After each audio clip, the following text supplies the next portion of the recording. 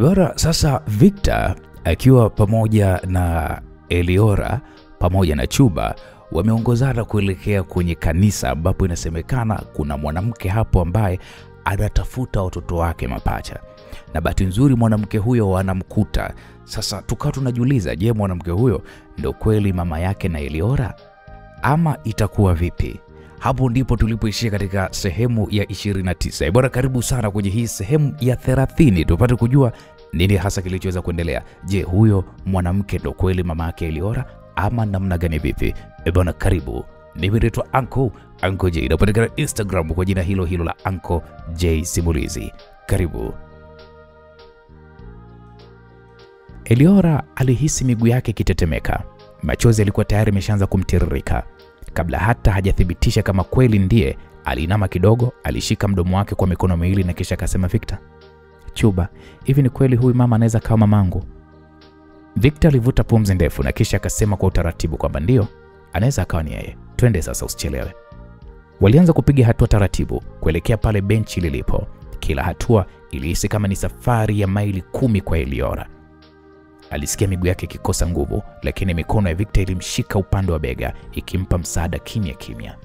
Chuba alikuwa nyuma yao akitembea kwa hasira isiyoonekana wazi, macho yake yakimtazama Victor kwa chuki iliyojificha. Walipofika karibu, mwanamke yule alisikia kelele za hatua. Taratibu akageuka. Uso wake ulionekana umebeba majeraha ya muda mrefu, mikunjo iliyotokana na machozi na mateso ya miaka, lakini macho yake ndiyo yaliyomgusa Eliora moja kwa moja. Macho yenye huzuni kubwa, lakini ndani yake kulikuwa kuna cheche za upendo uliofichika. Mtakatifu wa Israeli. Mwanamke huyo alitamka kwa mshangao, sauti yake ikitetemeka.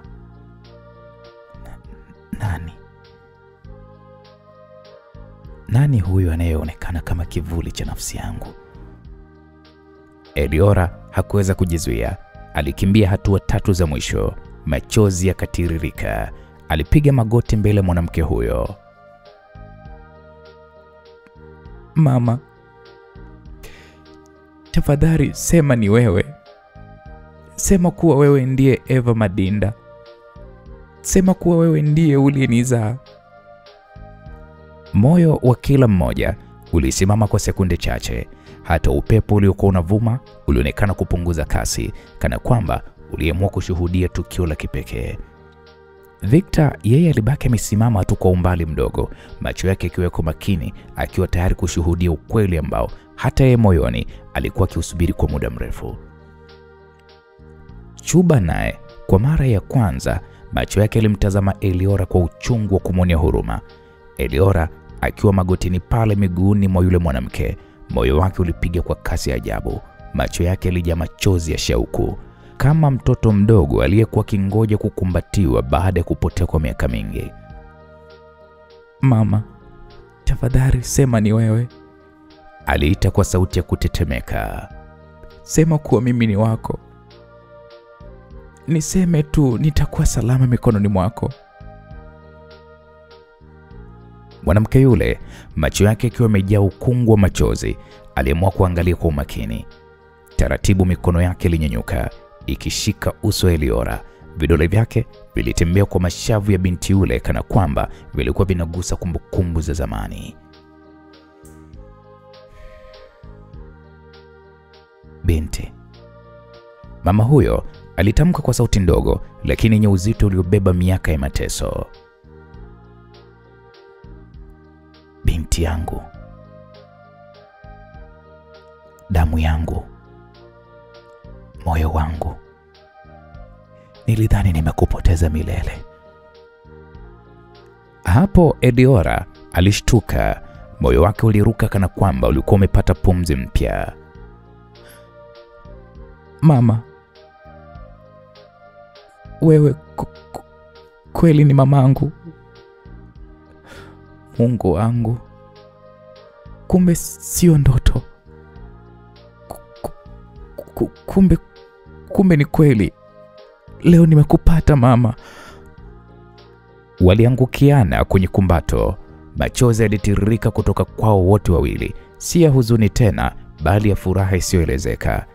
Eliora alihisi pumzi za mama yake zikimzunguka, huku joto la upendo lilikuwa limekosekana tangu kuzaliwa kwake sasa limerejea. Hakutaka kumwachia, hakutaka saa ile iishe.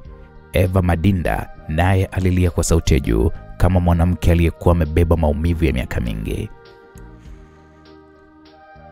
Binti yangu, nilikutafuta kila mahali. Nililia usiku na mchana. Nilimwomba Mungu asiniache nikafa bila kukuona. Leo Mungu amenijibu. Bwana, asante kwa huu muujiza. Watu wachache waliokuwa wakipita nyuma ya kanisa walisimama kushuhudia tukio hilo la hisia. Hata ndege waliokuwa wakiruka juu ya miti walionekana kama wameamua kutulia, wakitoa midundo yao kana kwamba walikuwa sehemu ya sherehe ya mbinguni. Victor yeye kwa upande wake alibaki pale alipokuwa amesimama, miguu yake kana kwamba iligandishwa na mshangao. Macho yake yalibaki kwa mwanamke yule Eva Madinda. Kila neno alilolisema lilichora picha kubwa moyoni mwake. Akili yake Victor ilianza kufunga hesabu ambazo muda mrefu alikuwa akizihisi kwa siri. Eva Madinda, huyu ndiye ambaye Eliana naye alihusishwa naye kama mama.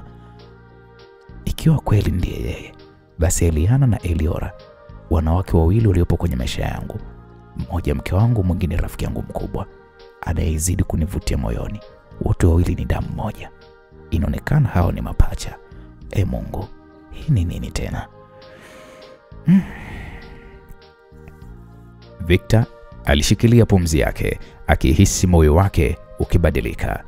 Hali ya furaha ya Eliora ilimfurahisha, lakini siri hiyo kubwa ilimfanya shtuke zaidi. Alihisi dunia ikimzidi kichwani. Wakati huo huo, Eliora bado alikuwepo kwenye kumbato la mama yake, akisema kwa maneno yaliyokatika kwa kulia, "Mama, nilihisi upweke mwingi sana. Nilidhani nimeachwa peke yangu duniani. Lakini kumbe ulikuwa unaishi, unaniombea, unanitafuta. Mungu ni mwema mama. Sitakuacha tena. Sitakuruhusu uende popote bila ya mimi." Eva Madinda alimbusu binti yake usoni mara kadhaa, akimshika kwa nguvu. "Binti yangu, usilie tena. Kuanzia leo hakuna litakalo tutenganisha. Nilikosa nafasi ya kukuona ukikua, nikakosa kukuandalia chakula, nikakosa kukufundisha maisha, lakini Mungu amenirudishia wewe sasa. Nitakupenda maradufu ya upendo uliopotea. Nitaishi kukutazama hata kama ni kwa siku chache zilizosalia." Naam, msikilizaji, Chuba aliyekuwa akitazama kwa mbali alihisi moyo wake ukiumia kwa wivu, lakini hakuweza kuficha ukweli wa kuguswa na furaha ya Eliora. Alijua kuwa hiyo ilikuwa ni ndoto ya kila mtoto yatima, kumwona mzazi aliyepotea kimkumbatia tena. Hata hivyo, ndani yake chuki kwa Victor iliendelea kuchemka. Victor alisogea hatua chache mbele, sauti yake ikiwa ni heshima lakini yenye hisia.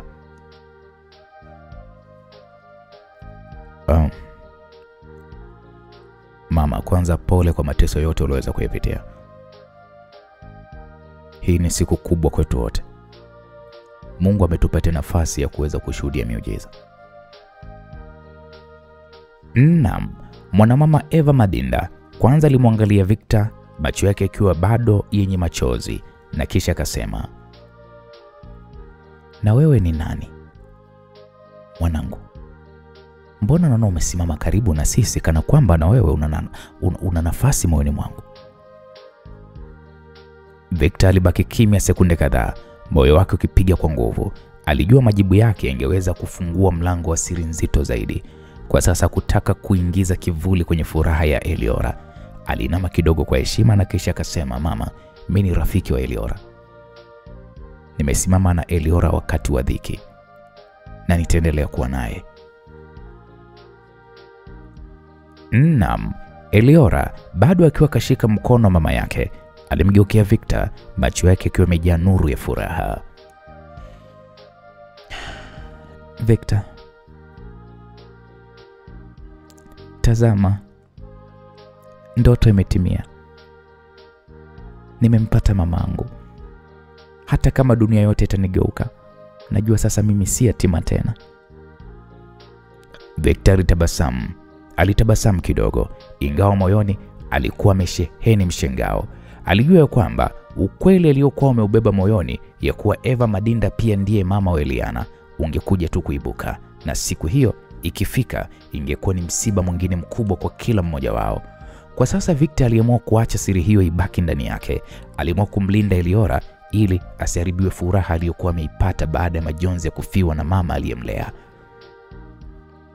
Eliora na huyu mwanamama Eva walibaki wamekumbatiana kwa muda mrefu, wakilia, wakicheka, wakisali kimoyomoyo.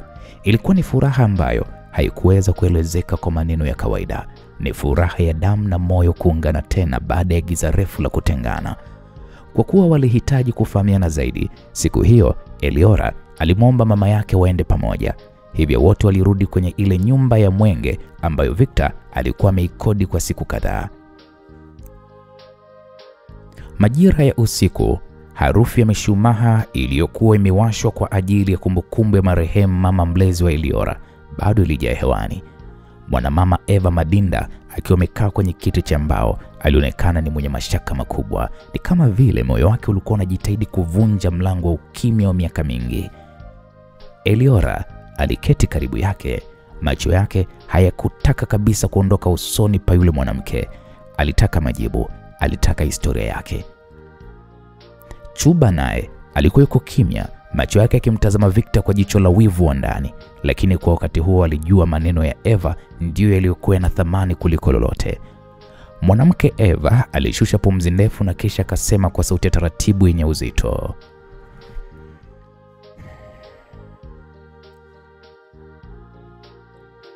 binti yangu, kuna kitu cha umuhimu sana lazima nikiseme kwa sasa. Nimekupata leo kwa miujiza, lakini nafsi yangu haiko na amani mpaka nikueleze yote. Nilikuzaa wewe pamoja na dada yako pacha. Nikiona maanisha nyie mko mapacha. Hapo kimya kizito kilitanda mule ndani. Eliora alishtuka, moyo wake ulipiga kama ngoma ya haraka.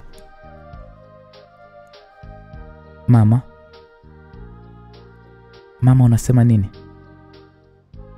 Ina maana kwamba mimi nina dada yangu ambaye ni pacha? Mwanamama Eva alitikisa kichwa huku machozi yakimtiririka. Ndiyo mwanangu. Nilipojifungua nilijua kwamba nimepata zawadi ya thamani zaidi duniani. Lakini sikukaa nao hata kwa siku moja.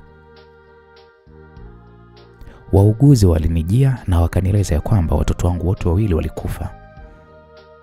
Waliniambia kwamba miili yenu imeharibika sana kwa tatizo la kuzaliwa mapema, na kwamba haingekuwa vizuri mimi niione, na walisema wataalamu wa hospitalini walihusika kuwazika. Sauti ya mwanamama Eva ilikuwa ni ya kuvunjika. Akijifunika uso kwa mikono, kilio chake kilitikisa mioyo ya wote waliokuwa mule ndani. Eliora alishika kifua chake huku machozi yakimtoka.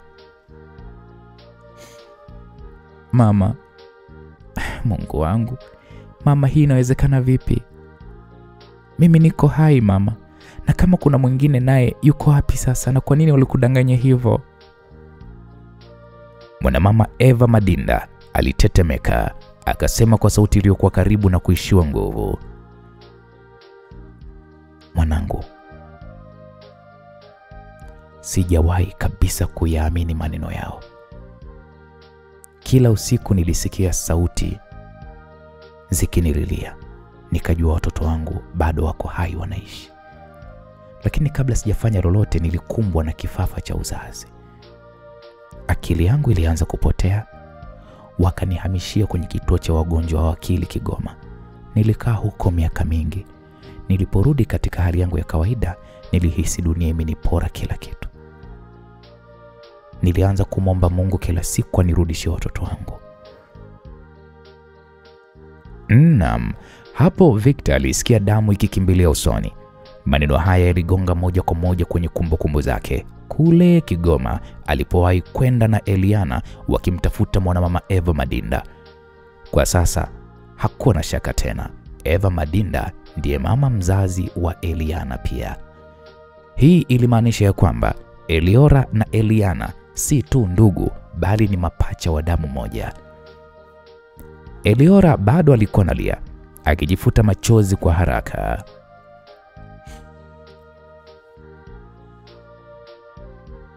Mama, kama ni kweli nilikuwa na dada ambaye ni pacha, basi nahitaji kujua kila kitu. Nataka pia kujua babangu ni nani. Hata kama ni nani. Nahitaji kujua. Mwanamama Eva alikaa kimya kwa dakika kadhaa. Uso wake uliakisi maumivu ya kumbukumbu. Macho yake kamtazama Eliora kwa huzuni kubwa.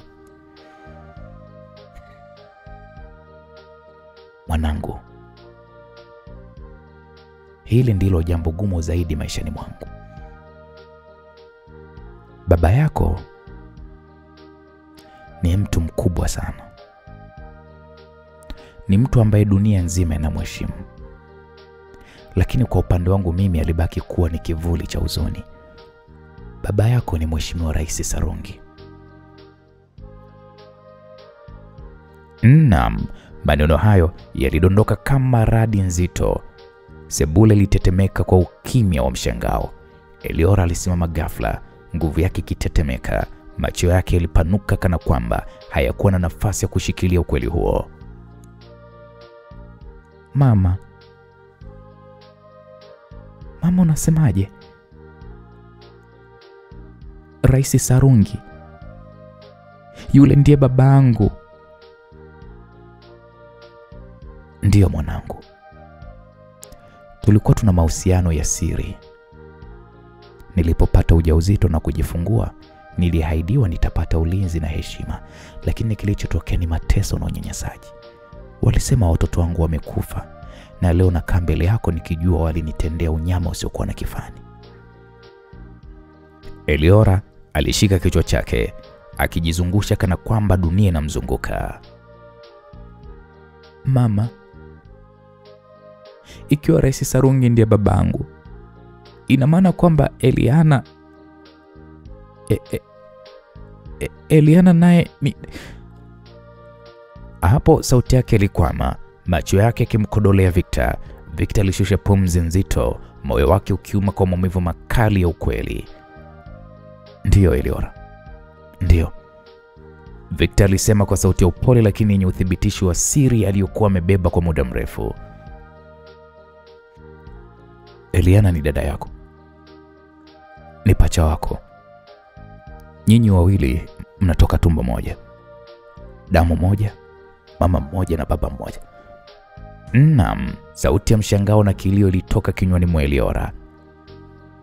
Alishika kifua chake kwa nguvu, machozi yakimtiririka kwa kasi. Akasema haiwezekani. Mungu wangu, yaani Eliana, mke wa Victor, ni dadangu mimi? Mapacha? Hapana. Mbona dunia imenichezea hivi? Kwa nini nimechelewa kujua? Kwa nini nimekosa kumjua dada yangu kwa muda wote huu?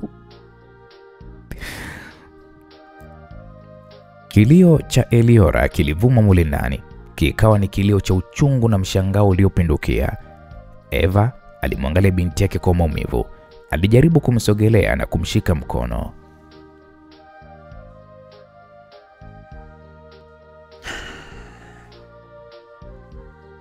Mwanangu, najua ni ngumu, najua moyo wako unavunjika.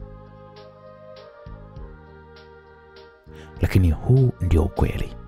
Nyinyi wawili mlikuwa ni zawadi yangu ya thamani, ila mikono ya watu wakubwa iliwapokonya kwangu. Leo Mungu amerudisha nusu ya zawadi hiyo kwangu. Namwomba Mungu atakusaidia kulipokea hili hata kama unaumia. Mama, moyo wangu unauma. Nilidhani ya kwamba nimepata faraja kwa kukukuta. Kumbe faraja hii imekuja na uchungu usioelezeka mama. Eliana ni pacha wangu. Hii ni ndoto mbaya au ni ndoto nzuri mamangu?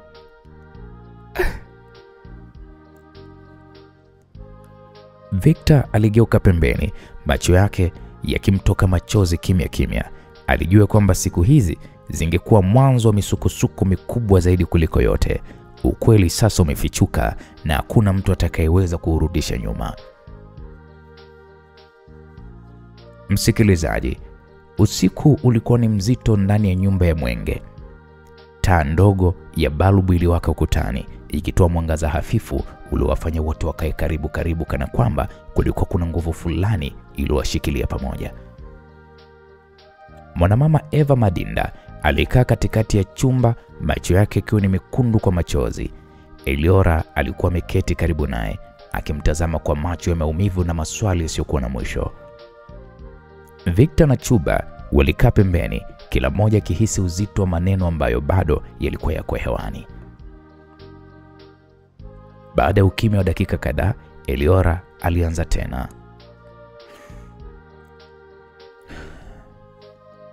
Mama, nataka kujua ukweli wote. Ni nani aliyefanya unione kama nimekufa? Ni nani aliyetangaza mimi na dada yangu tumekufa wakati sisi bado tuko hai? Yaani kwa nini walifanya hivyo mama? Mwanamama Eva Madinda kwanza alishusha pumzi nzito. Alishika mikono binti yake kwa nguvu kana kwamba hakutaka kuachia. Uso wake ulionyesha hofu ya kumbukumbu za zamani. Na kisha akasema,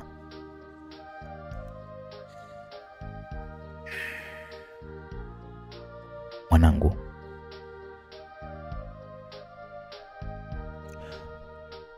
adui yetu mkubwa ni mke wa rais.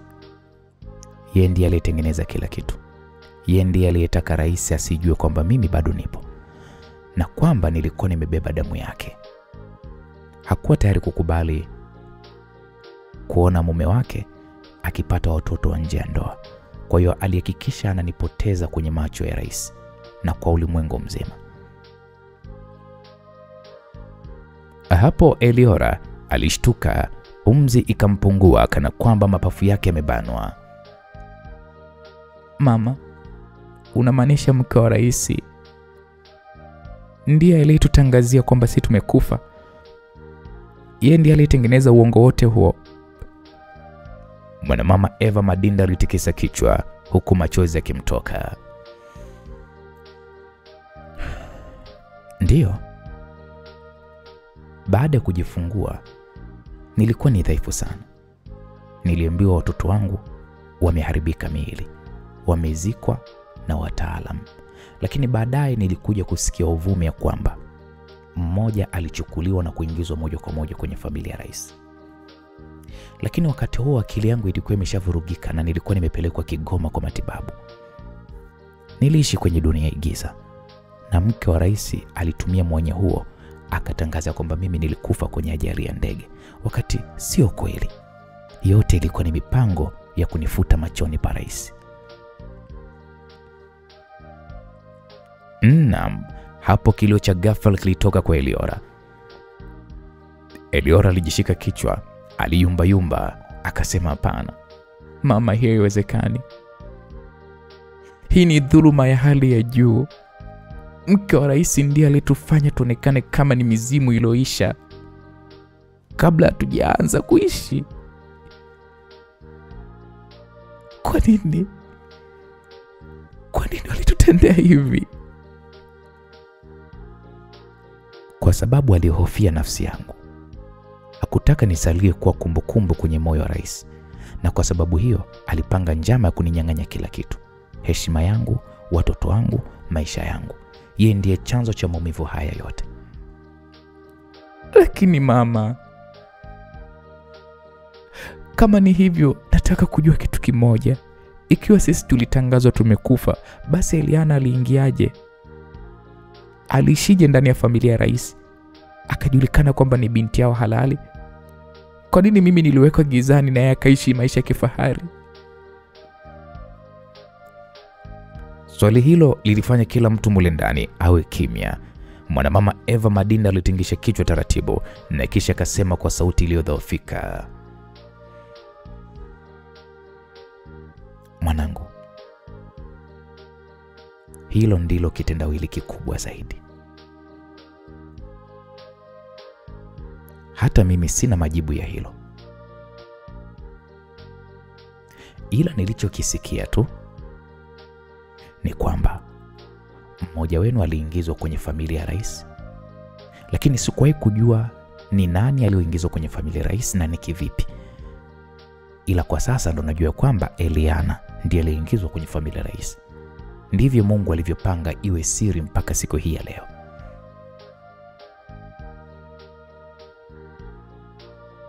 Eliora alijipiga kifuani kwa ngumi ndogo. Hasira ilimwelemea.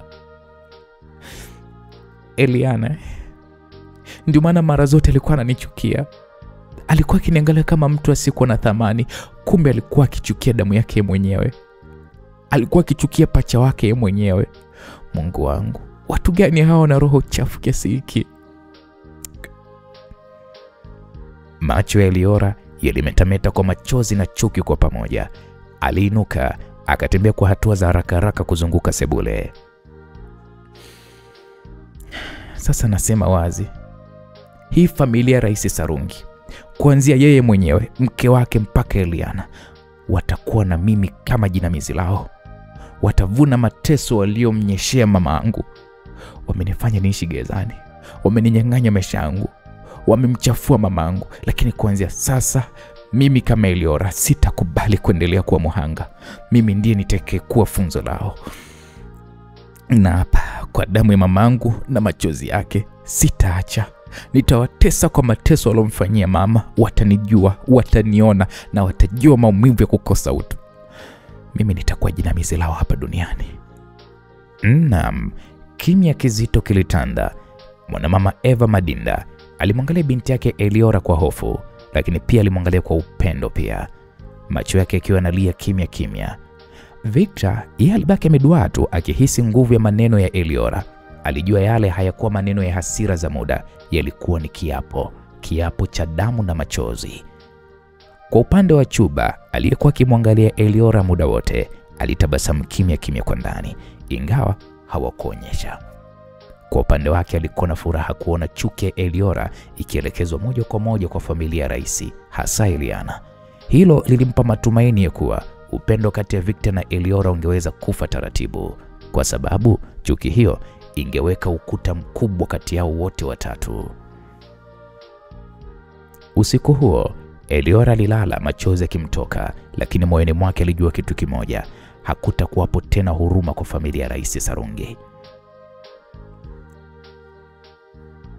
Asubuhi ya siku ilipofuata, mlango wa nyumba ulifunguliwa taratibu na kisha Eliora alijitokeza. Alikuwa amevalia gauni jeupe la kawaida, nywele zake zikiwa hazijawekwa vizuri na macho yake bado yalionekana kuwa ni mekundu kwa usingizi mchache na machozi ya usiku uliopita.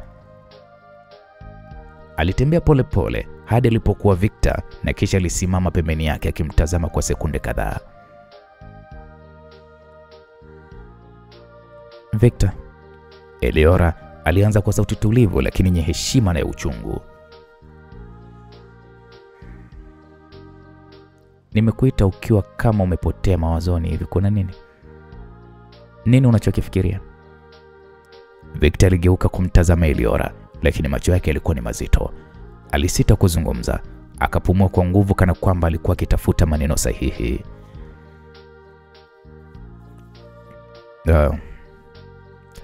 Amna, ni mawazo tu ya kawaida. alijibu Victor kwa sauti ndogo. Eliora alimsogelea karibu, akakaa kwenye kiti kingine karibu naye. Hapana Victor. Sio kawaida. Naona wazi kabisa kuna mzigo mkubwa rohoni mwako. Ikiwa unahisi ya kwamba huwezi kuhimili kinachoendelea, ni bora useme, kwa sababu mimi nimeshachukua msimamo wangu. Mpango wangu wa kuhakikisha Eliana na familia yake wanapokea walichomfanyia mamangu. Sitauacha hata kama wewe ni mume wake. Hilo nimeshakula kiapo, na kiapo hicho hakiwezi kufutika. Maneno ya Eliora yalimgonga Victor kama radi. Alimgeukia kwa mshangao na majonzi na kisha akamwambia Eliora, kwa nini unataka kupoteza maisha yako kwenye hasira na kisasi? Familia ya rais haina mfano. Wana nguvu kila kona ya hii nchi. Hata ukiwaza kuwapindua kwa mpango wote ule, hautoweza. Watakuangamiza kabla hata hujachukua hatua ya kwanza. Tafadhali, naomba uache huu mpango kabla haujakuchoma kabisa. Naam. Eliora alitikisa kichwa kwa msimamo wa wazi. Macho yake yalikuwa yamejaa moto wa chuki.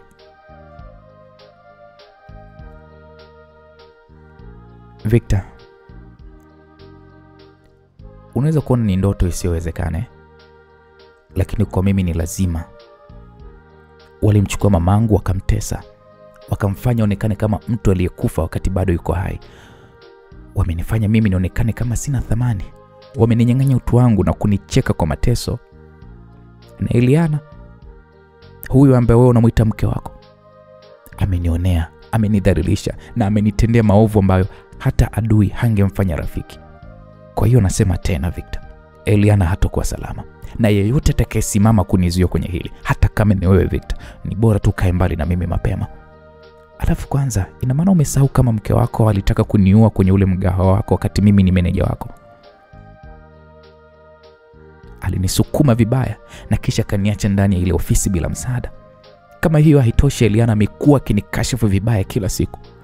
Najua kama ni mke wako. I know. Najua kama amekuzalia mtoto na ndio maana unawaza sana. Kwa hiyo ni bora ukachagua upande wa kusimama. Na mimi sitokulaumu Victor. Kwanza wewe ni mtu muhimu sana kwangu, kwa sababu umenisaidia mengi tu, lakini kwa hili utanisamehe. Siwezi kurudi nyuma.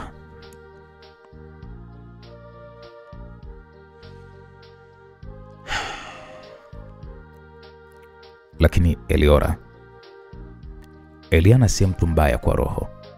Ndiyo ana hasira sana, ni mkorofi na mara nyingi hajui namna ya kuweza kuzuia ulimi wake, lakini ndani yake bado ana utu.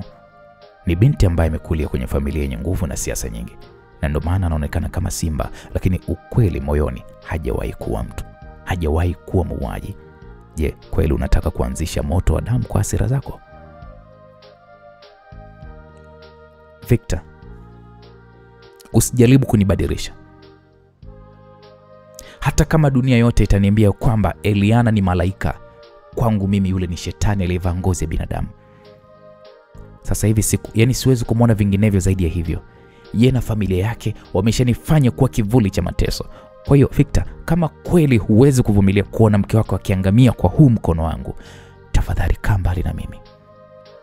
Na usijaribu kunizuia, kwa sababu sitabadilisha msimamo wangu. Lakini kumbuka ya kwamba nyinyi ni ndugu. Ninachojaribu kukisema hapa ni nyinyi kwamba ni kuondoa hizo tofauti zenu Eliora. Hapana. Haiwezi kuwa rahisi namna hiyo Victor. Hebu ona Victor, kumbuka uliponitoa. Nilikuwa naishi kama jambazi kwa kufanya biashara ya magendo ya kuuza mafuta bila kulipa kodi hapa nchini. Mimi huyu nimewahi kuishi maisha magumu ya kufanya kazi za mama ntilie. Nilitekwa mimi na watu wasiojulikana. Nimepitia magumu sana, lakini kumbe babangu ni tajiri. Kumbe babangu ni mheshimiwa rais wa hii nchi, na kwa miaka yote hakutaka hata kunitafuta kwa kisingizio cha ubize na majukumu ya kitaifa. Sasa basi, huu ni wakati wangu. Ni wakati wangu Victor, na kamwe sitarudi nyuma. Sasa kisasi juu ya kisasi tu. Naam. Hapo Victor alinyamaza. Sauti ya Eliora ilikuwa ni thabiti kana kwamba ilikuwa ina nguvu za asili. Alimtazama binti huyo kwa muda mrefu, akiona wazi ya kwamba alikuwa tayari kufa kwa ajili ya kile alichokiamini. Ndani ya moyo wake, Victor alipata maumivu makubwa mno. Upendo wake kwa Eliora ulikuwa ni mkubwa, lakini pia mke wake Eliana bado alikuwa na damu ya maisha yake. Victor alijikuta yuko katikati ya bahari mbili zinazopingana, na kila upande ulikuwa tayari kumeza maisha yake. Hatimaye Victor alishusha pumzi ndefu, akasema, sawa Eliora, ikiwa huo ndio msimamo wako, basi na mimi sitakukimbia. Lakini nataka ujue kitu kimoja, vita hii unayoianzisha inaweza kukumaliza kabla hata hujaianza. Sitaki upotee Eliora. Niko hapa kwa sababu nakujali. Tafadhali nakuomba ufikirie tena maamuzi yako. Eliora alitikisa kichwa, aliinua macho yake kuelekea angani kana kwamba alikuwa akiapa kwa jua linalochomoza.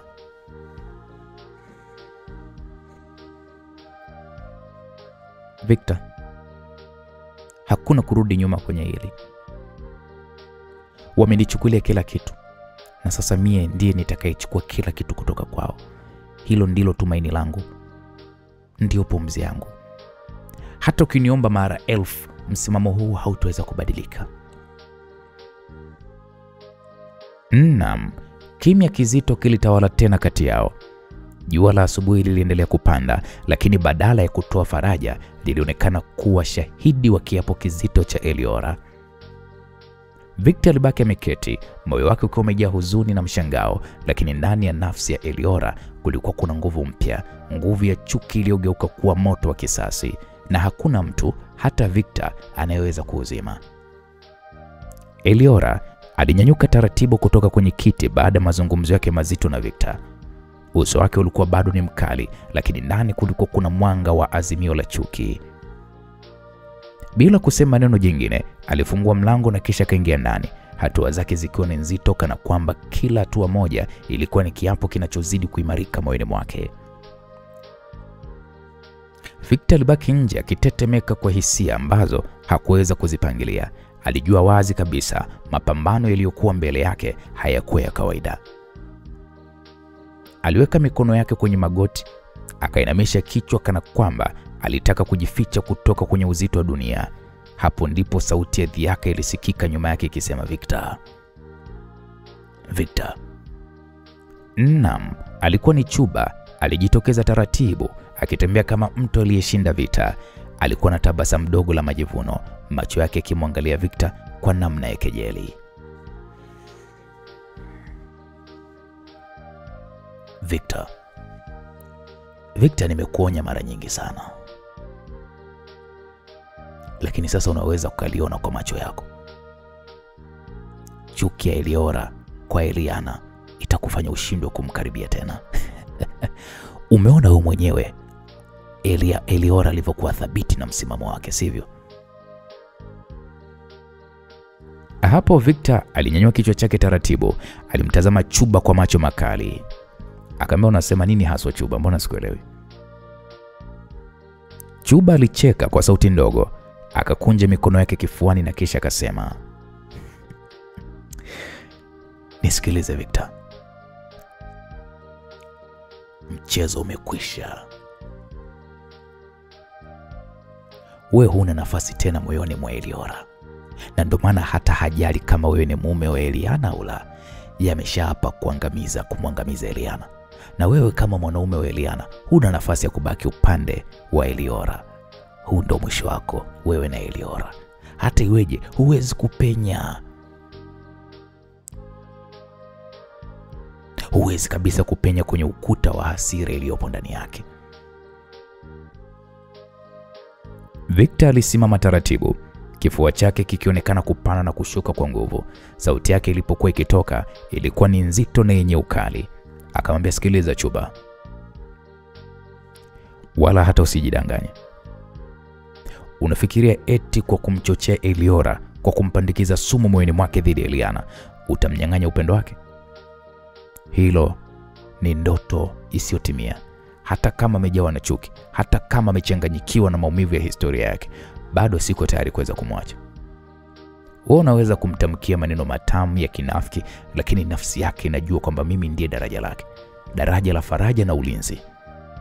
Naam, maneno hayo ya Victor yalimfanya Chuba tabasamu kwa dharau na kisha akasema, daraja la faraja?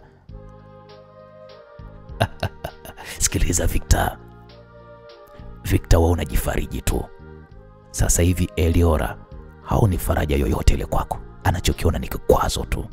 Wewe ni tatizo kwa sababu uko upande wa adui yake.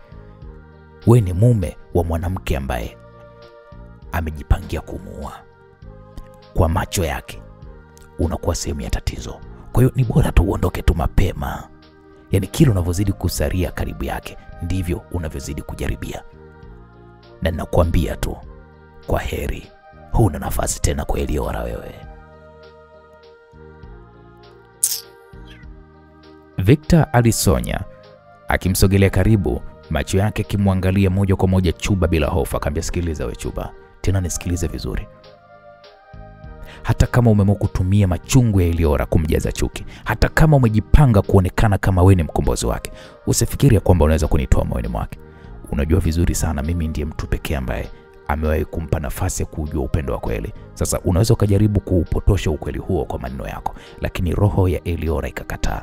Hata kama atanichukia kwa muda, hata kama ataniangalia kama adui, lakini ipo siku atakumbuka kwamba mimi ni nani kwake, na wewe hutaweza kulibadilisha hilo hata kwa nguvu zako zote. Naam, maneno hayo ya Victor yalimfanya Chuba aonekane kukerwa, hasira ikipenya kwenye uso wake, japokuwa bado alijaribu kujificha nyuma ya tabasamu dogo la ujeuri.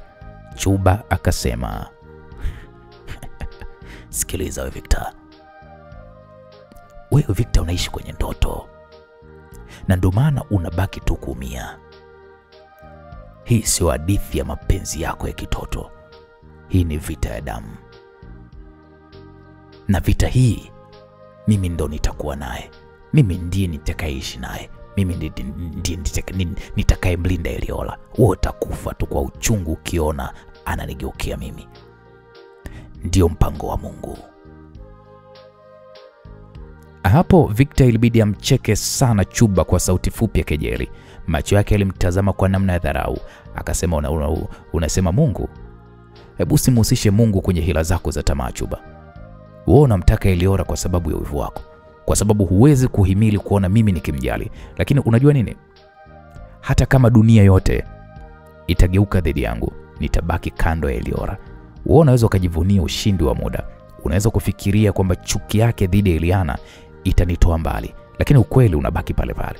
Mimi ndiye nguzo yake ya kweli, na hakuna kitu kitakachonitenga na Eliora.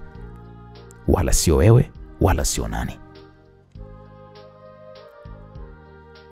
Naam, hapo Chuba alibaki kimya kwa sekunde chache, akimtazama Victor kwa macho ya hasira yaliyofichwa.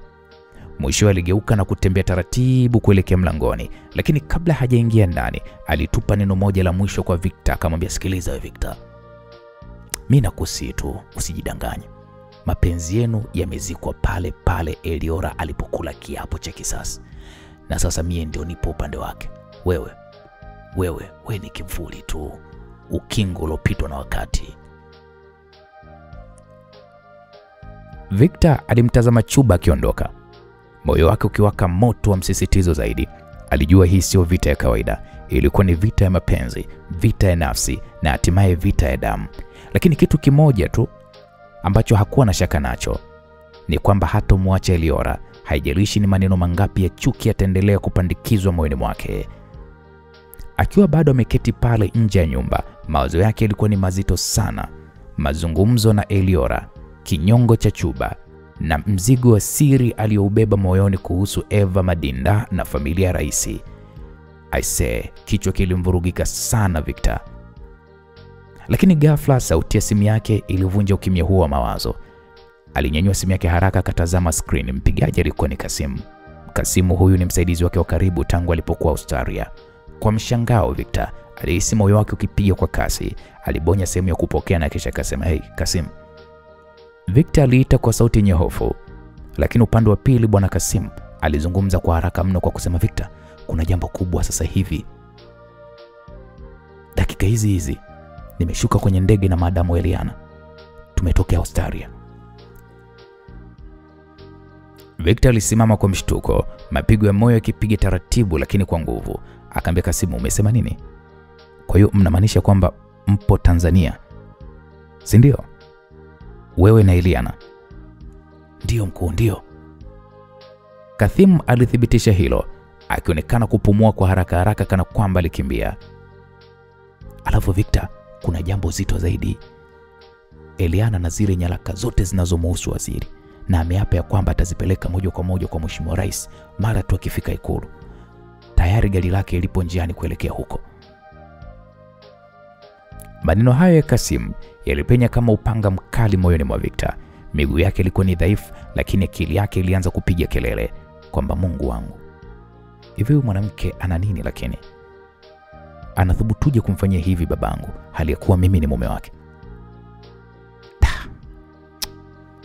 Alijisemea chini chini, macho yake kitazama mali kana kwamba dunia yote imepotea mbele yake.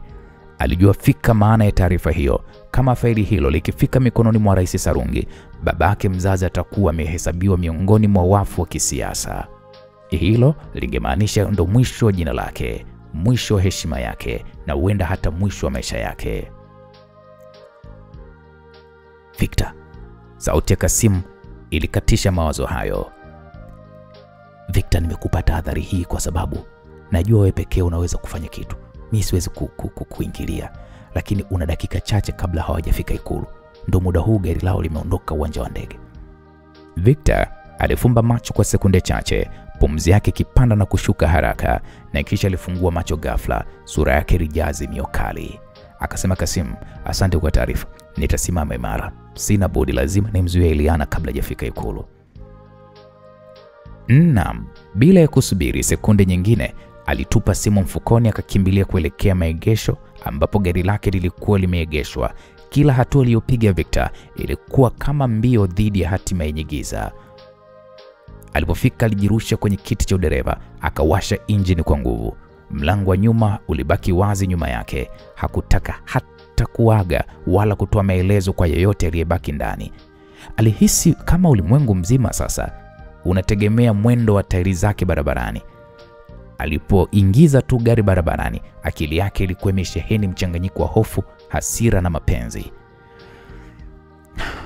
Eliana, kwa nini lakini?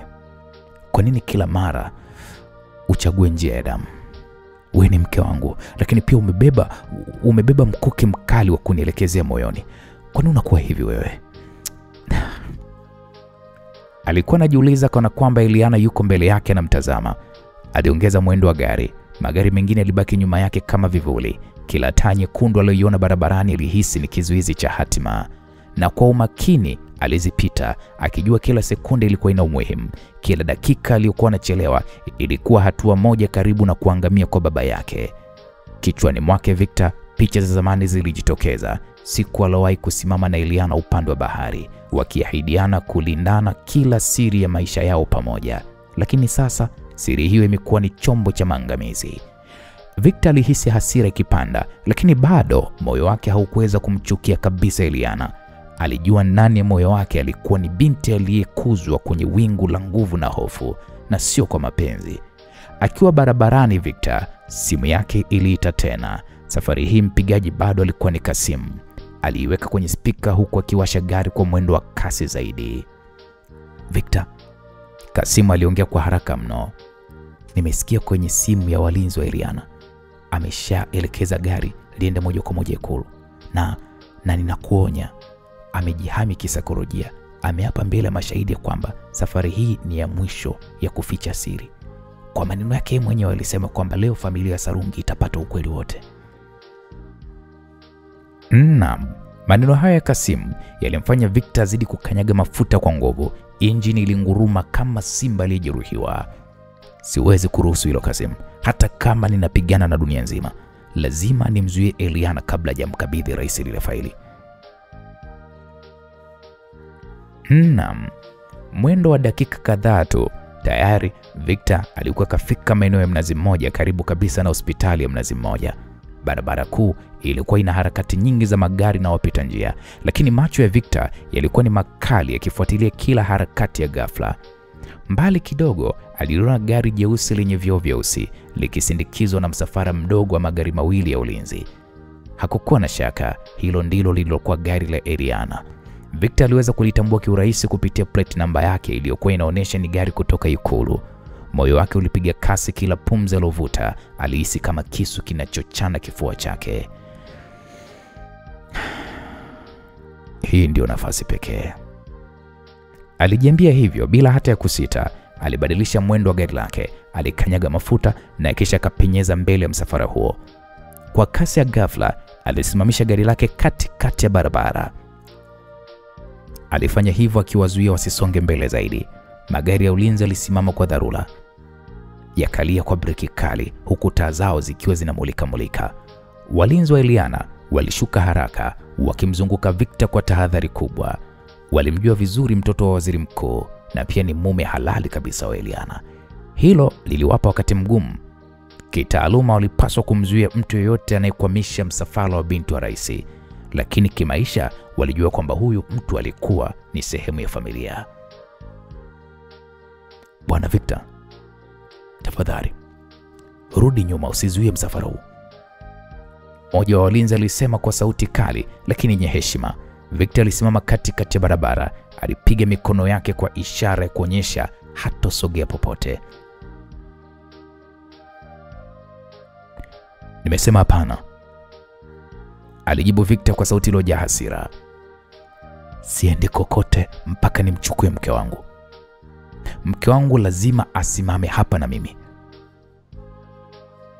Hapo walinzi wakatazamana kwa wasiwasi. Walijua tukio hilo tayari limeanza kuvuta macho ya watu, na ndio ukweli wenyewe. Wapita njia walikuwa wameshaanza kusogea, wakasimama pembeni kushuhudia vurugu hiyo. Simu za mikononi zilianza kupiga picha na kurekodi video. Mitandao ya kijamii ilianza kutetema kwa kasi. Binti wa rais na mtoto wa waziri mkuu wakigombana katikati ya barabara.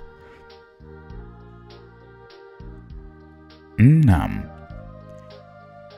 Ndani ya gari, Eliana alikuwa akitazama kwa hasira kali mno, macho yake yakiwa ni mekundu kwa ghadhabu. Alipomwona Victor akizua fujo mbele ya msafara, moyo wake ulipiga kwa ukali, si kwa hofu bali kwa mchanganyiko wa hasira na mshangao.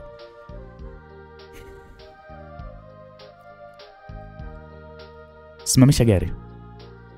Eliana aliamuru dereva wake asimamishe gari, na kisha bila kusita alishuka kutoka kwenye gari lake. Mavazi yake kifahari na muonekano wa kifamilia ya rais vilimfanya simame kwa mamlaka makubwa mbele ya umati uliokuwa unashuhudia tukio hili. Alimsogelea Victor, akimtazama kwa macho makali mno, na kisha akamwambia, Victor, unataka nini tena? Eliana aliongea kwa sauti ya juu. Ni kwa nini unafanya fujo katikati ya barabara? Victor alisogea karibu naye, sauti yake ikitoka kwa ukali usiokuwa na mjadala.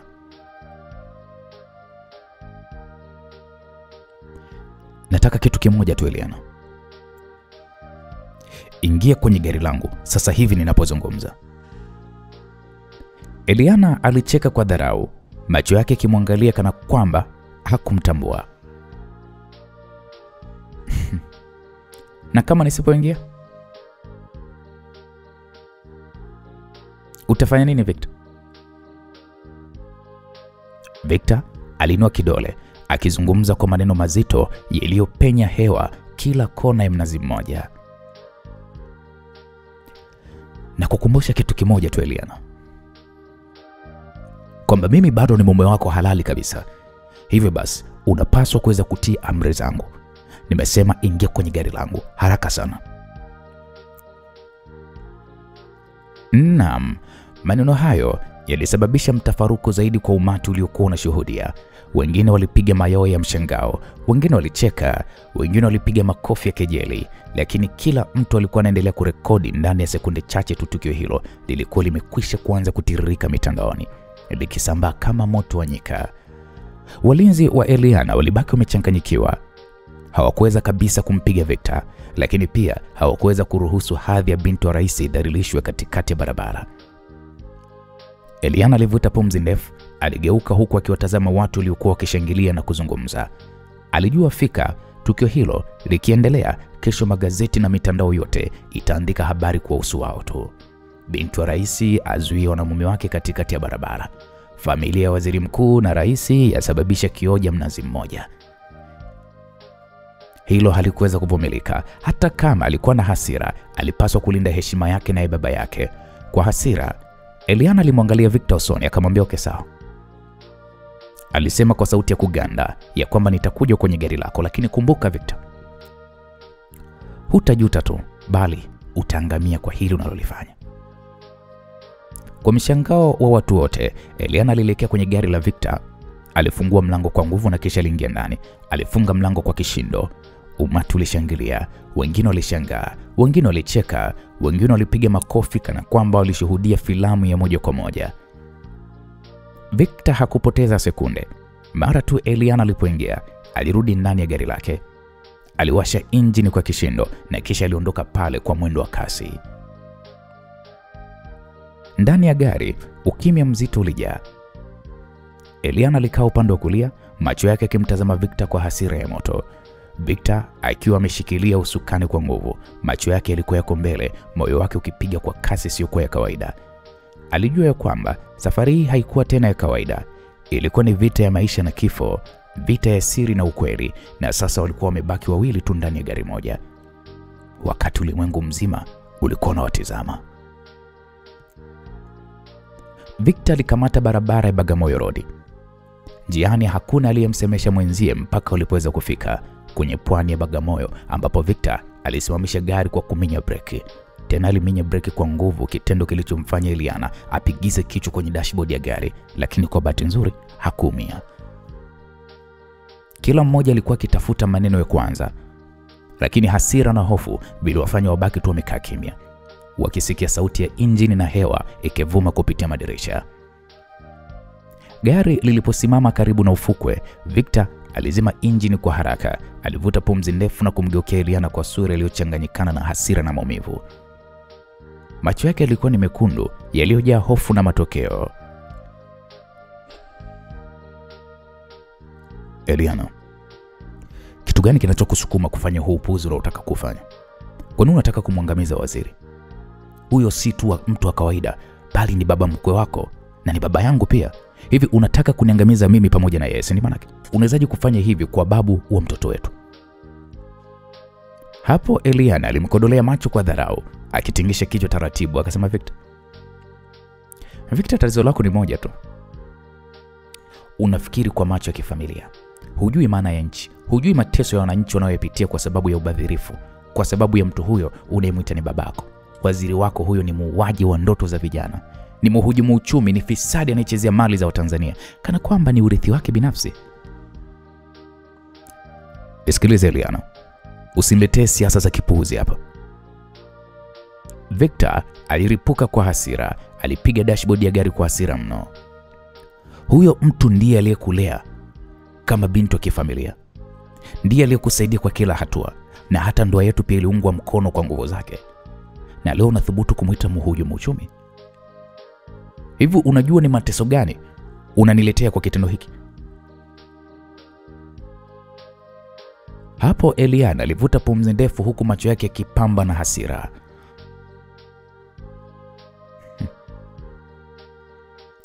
Wewe Victor, unasahau kitu kimoja. Niliacha kila kitu kule Australia. Nikaja hapa si kwa ajili ya starehe. Nipo na nyaraka, ushahidi kamili unaomwanika huyu baba yako. Unajua maana yake? Ni ukweli ambao Watanzania wanautafuta. Hata kama ni baba yako, hata kama ni baba mkwe wangu, ukweli unabaki kuwa ukweli. Watu wanateseka, watoto wanalala njaa, na yeye anashiba tumbo lake kwa pesa ya umma. Hilo siwezi kulivumilia Victor. Hebu kaa kimya Eliana. Nimesema kaa kimya. Victor alifoka, alikaa kimya kwa sekunde kadhaa na kisha kaendelea kusema, hivi wewe Eliana, wewe unajua nani wewe? Kwenye hii dunia hakuna usawa. Unajifanya mstari wa mbele kuweza kumwangamiza baba yangu, lakini nikuulize swali moja tu. Weka kuangamiza nani? Si ni wewe uliwahi kumsukuma Eliora wakati akiwa ni meneja wangu na almanusura afe, lakini mbona hukuwahi kupelekwa gerezani hata kwa wiki moja tu? Lakini leo bila haya unataka kuharibu maisha baba yangu. Kweli Liana? Baba yako ni adui wa hili taifa, ni adui wa serikali. Na wewe ni nani? Kwa hiyo unataka kusema kwamba wewe ni mtakatifu kwenye hii dunia, si maana yake? Kwa hiyo umesahau ubaya wa mama yako, umesahau jinsi mlivyowahi kushirikiana na mama yako kuangamiza maisha ya ndugu yako wewe mwenyewe Pifa. Nisikilize Victor. Hilo lilikuwa ni kosa la zamani na sio mimi niliyetenda, bali ni mama yangu, lakini kwa kumalizia tu kuna utofauti. Pifa alikiri yeye mwenyewe kumsamehe mamangu kwa yote, na ndio maana sasa hivi anaishi kwa amani na kaka yake huko Canada. Ila vipi kuhusu babako? Amesamehewa na nani? Mamilioni ya Watanzania wanateseka na maisha magumu kwa sababu yake. Amekula pesa za serikali na rasilimali nyingine nyingi tu kwa miaka mingi tu, na bado uko hapa unamtetea kweli? Bado hajaomba msamaha. Hivyo wewe sio Mungu wa kutoa hatima yake? Vipi kama kitubu makosa yake na Watanzania wakaamua kumsamehe? Unajua mwanaume una kichaa wewe. Yaani sijui hata nilikuwa nakupendea nini, mjinga mmoja wewe. Unajali nafsi yako na familia yako tu. Unaongea hivi kwa sababu tokea uzaliwa umeishi maisha kishua. Kwenye makuzi yako hujawahi hata kunywa chai kwa kuunga na maji ya mua kama vile sukari. Na maana yake kwenye maisha yako wewe hujawahi kula ugali na mchuzi wa chumvi na kitunguu. Kwa hiyo huwezi kuelewa machungu ambayo raia wa chini wanayepitia kisa huyo babako. Hebu kaa kimya Liana. Yaani unayoongea wewe utadhani kwamba wewe umepitia hayo maisha. Hata kama sijapitia Victor, moyo wangu unaweza kuona na kuhisi kile ambacho raia wa hili taifa wanapitia. Hujui kitu Eliana. Hujui. Yaani usitake kujifanya kwamba wewe ndio una uchungu sana na hili taifa wakati huna uwajibikaji wowote ule kwa serikali. Wajibu ninao. Na miongoni mwa wajibu wangu ni pamoja na kufichua hila za babako mhujumu uchumi wa hili taifa. Hapo Victor alimwangalia kwa mshangao usiofichika na kisha alizidi kupandisha sauti. Akasema, kwa hiyo wewe Eliana unataka kuharibu heshima ya familia yangu. Unataka kutupeleka shimoni sisi sote. Hivi unajua kwamba ukimpelekea rais hizo nyaraka, haitakuwa tu waziri atakayekufa kisiasa, bali mimi pia, wewe pia, ndoa yetu yote pia. Unalijua hilo kweli?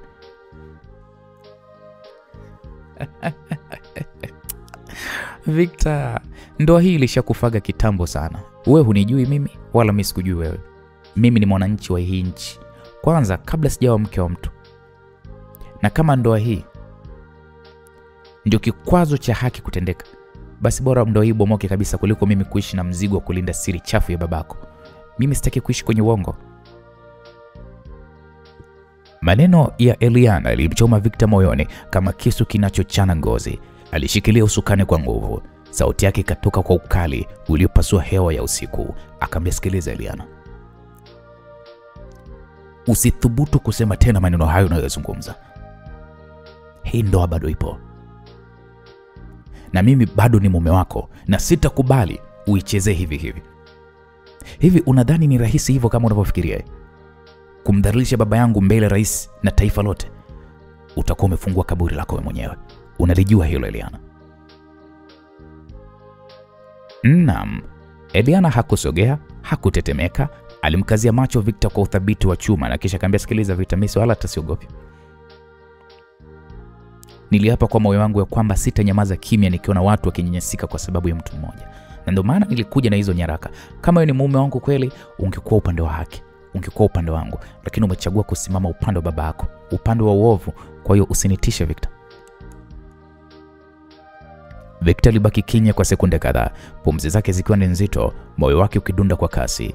Baada ya muda alisema kwa sauti ya chini lakini kali,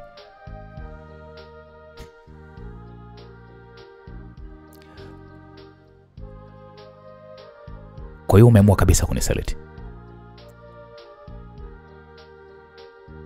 Kunisaliti mimi?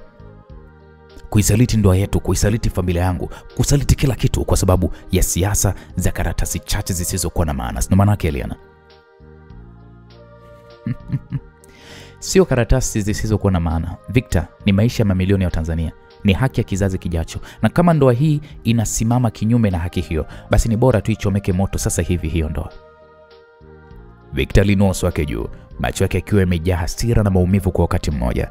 Alipiga honi ya gari kwa hasira, alipiga ngumi nyingine kwenye dashboard na kisha akamwambia, sikiliza Eliana, nakwambia tena, sitakuruhusu.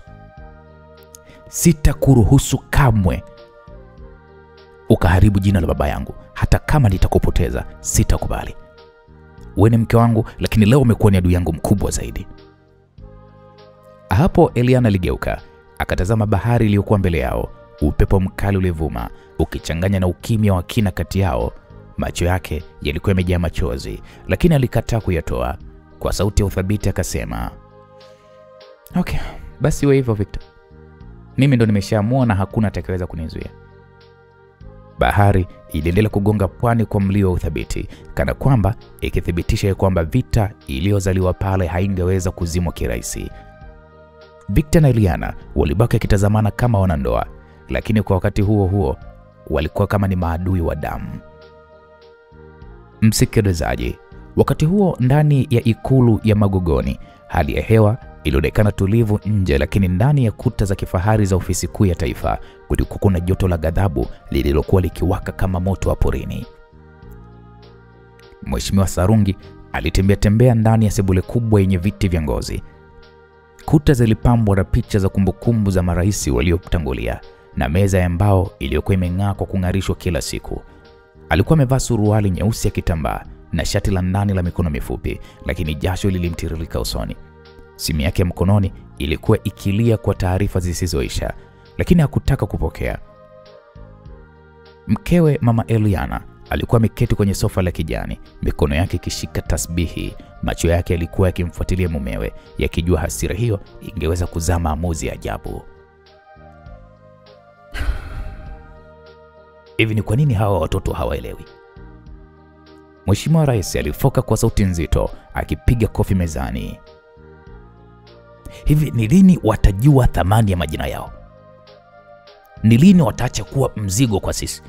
Wana elimu za vyuo vikuu, wana kazi nzuri, wanajulikana kila kona ya taifa, na zaidi wana mtoto ambaye ni damu yangu, mjukuu wangu, lakini badala ya kuheshimu wanajidhalilisha hadharani.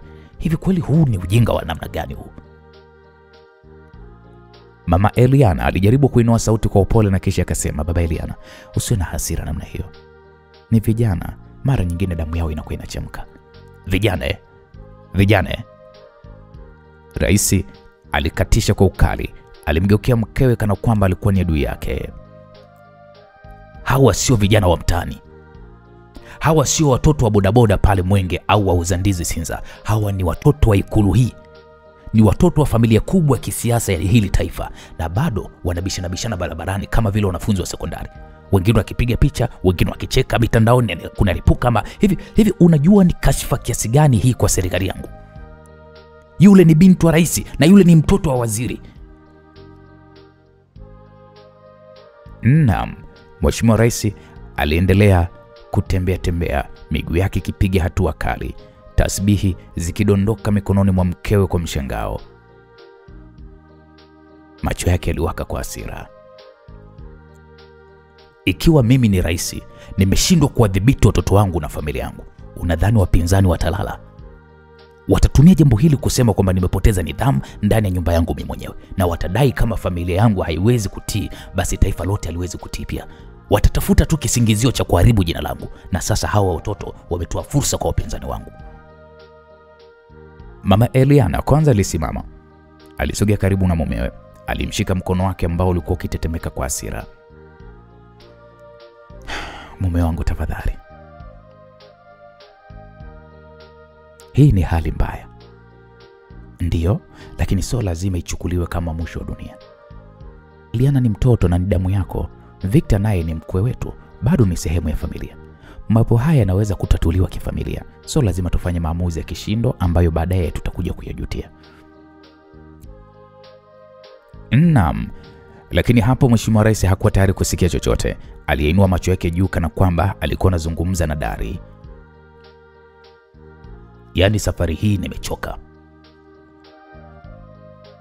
Nimevumilia sana, nimekaa kimya nikitazama upuuzi wao ukikua. Wamefanya ugomvi mara kwa mara, nikawavumilia. Wamekuwa kitupiana lawama hadharani, nikajifanya sielewi. Lakini leo wameamua kunifanya mimi ni mjinga mbele ya taifa, na huu ujinga siwezi kuuvumilia tena mimi. Safari hii nitawafunga gerezani.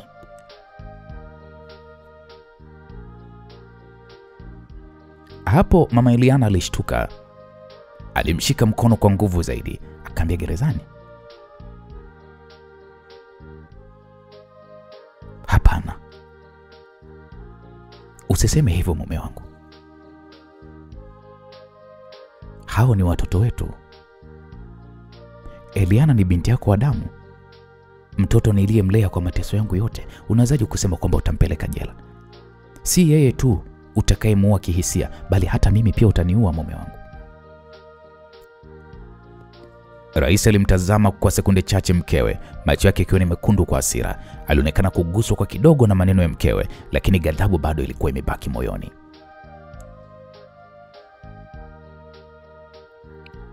Wewe Mama Eliana, wewe unawalea kwa upole kupita kiasi. Hawa watoto wamekuwa ni wakorofi kwa sababu ya kulindwa na wewe. Hawaoni tena heshima, hawajui tena mipaka. Hivi wanadhani hii nchi ni shamba lao, sio manake? Wanafikiri kwamba wanaweza kutenda vile watakavyo kwa sababu wanabebwa na majina yetu? La hasha, mimi ni rais wa hili taifa, sio baba wa kufumbia macho kila ujinga wa familia yangu. Ninawaambia mara hii, nitatoa mfano. Waone wote, kuanzia wao wawili mpaka wale wanaowazunguka. Watajuaje hii nchi na sheria? Na wapinzani wathubutu kufanyia mzaha, nitawashangaza kwa kuwa mkali kuliko walivyotarajia. Mama Eliana alitikisa kichwa, macho yake yakijaa machozi. Lakini Baba Eliana, kumbuka tukiwafunga watoto wetu wenyewe,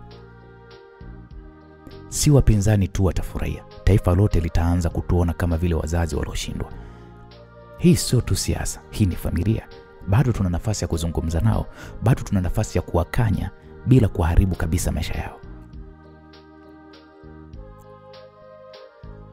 Naam, hapo Mheshimiwa Rais alibaki kimya kwanza kwa muda mfupi, akitazama dirisha kubwa la chumba hicho ambapo taa za Dar es Salaam zilikuwa zikimetameta mbali kabisa.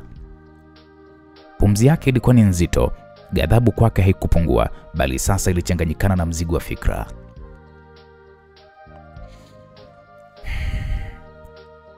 Sitaki tena kusikia maelezo, alitamka kwa sauti ya amri, akimwangalia mkewe moja kwa moja. Kama kesho kutwa habari hii itaendelea kusambaa mitandaoni, basi nitawapeleka wote, kila mmoja ndani ya gereza. Huu mchezo umefika mwisho. Mama Eliana alijaribu kuficha machozi yake, akitambua kuwa mumewa hakuwa tena katika hali ya kubembelezwa. Alibaki kimya, lakini moyoni alijua vita kubwa ya kifamilia ilikuwa imeanza, na safari hii siasa na damu zilikuwa zikichanganyika kama sumu. Naam, msikilizaji, tukirudi kule Bagamoyo, jua lilikuwa likielekea magharibi. Rangi ya dhahabu ilipamba upeo wa macho, huku mawimbi madogo yakigonga mchanga wa ufukwe kwa sauti ya taratibu lakini yenye kuvutia. Muda ulikuwa ni majira ya saa 11 za jioni. Upepo wa bahari ulikuwa ni baridi na wenye nguvu, lakini hali ya hewa kati ya Victor na Eliana haikuwa tulivu hata kidogo. Eliana alionekana kusimama wima, macho yake makali yakimtazama Victor aliyekuwa amekaa kwenye jiwe la ufukweni akitafakari. Sauti yake ilikatiza ukimya, na kisha akasema, Victor, nimeridhika. Sitaki tena kuendelea kukaa hapa kana kwamba tumeukimbia ulimwengu. Ni bora unipeleke Ikulu sasa hivi. Nataka kurudi nyumbani. Nisikilize Eliana, nitakurudisha tu, lakini kwanza nitakapokuwa na lile faili mikononi mwangu. Hadi sasa hivi hujanionyesha heshima hata kidogo. Na bado unataka kuweza nikurudishe nyumbani, yani kana kwamba hakuna jambo kubwa linaloendelea, si ndio manake? Victor, nilikwambia mara 1000, faili hili halitoki mikononi mwangu. Hili ni swala la taifa. Ni juu ya mtu ambaye umeamua kumtetea kwa sababu ni baba yako. Lakini siwezi kukubali. Waziri lazima wajibike. Hilo faili haliendi popote zaidi ya kwa rais. Kauli hiyo ilimchoma Victor kama kisu moyoni. Akanyanyuka haraka, akakaribia sehemu alipokuwa amesimama Eliana na kisha akamwambia, kwa hiyo wewe umeamua kunichukulia mimi kama kizuizi chako, si ndio manake? Kumbuka mimi ni mume wako wewe Eliana, na nina haki ya kuamua kuhusu familia yangu. Familia yako au familia yetu? Kama ni familia yetu, basi ujue familia yangu ni taifa hili. Na mimi sitakuwa sehemu ya kuficha maovu yetu kwa sababu tu ya uhusiano wa kifamilia. Sitakurudishia hili faili. Victor hapo alitabasamu kidogo na kisha macho yake yalikuwa ni makali kana kwamba moto ulikuwa ukiteketea ndani yake. Hakusema tena neno lolote, badala yake ghafla alimshika Eliana kwa nguvu. Eliana alipiga kelele ndogo akijaribu kujinasua, lakini nguvu za Victor zilikuwa ni nyingi zaidi. Kwa sekunde chache moyo wake ulijaa mshangao na hasira. Victor, bwana niache. Eliana alipiga kelele huku akijaribu kupiga mikono ya Victor, lakini Victor tayari alikuwa ameshambebanisha begani mwake kama vile mzigo wa viazi. Akaweka miguu yake kwenye mchanga wa ufukwe, akatembea moja kwa moja kuelekea kwenye boti yake kifahari iliyokuwa imefungwa pale karibu na geti dogo. Walinzi na wahudumu wa boti waliokuwa karibu walibaki tu wamedua. Hawakuthubutu kuingilia kati kwa sababu walijua hawa walikuwa ni watoto wa viongozi wakubwa wa hili taifa. Waliona tu Victor akimnyanyua mkewe na kisha kapanda naye ndani ya boti kana kwamba alikuwa ni mtumwa wake. Victor, na wazimu gani wewe? Unanipeleka wapi? Eliana alipaza sauti, hasira na hofu vilichanganyikana. Victor hakusema neno. Alimweka kwenye kiti cha nyuma cha boti na kisha kaenda kwenye chumba cha nahodha. Aliwasha injini kubwa za diesel.